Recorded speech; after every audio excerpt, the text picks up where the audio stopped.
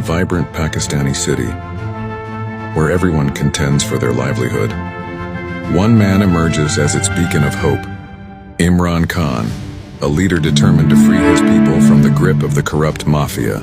A web of corrupt mafia and shadowy forces is relentlessly orchestrating a campaign to tarnish Imran Khan's reputation.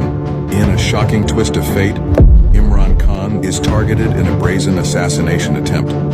They couldn't break his spirit. Imran Khan is free and the nation rallies behind him like never before. False charges are leveled against Imran Khan, an attempt to silence his voice and crush his spirit.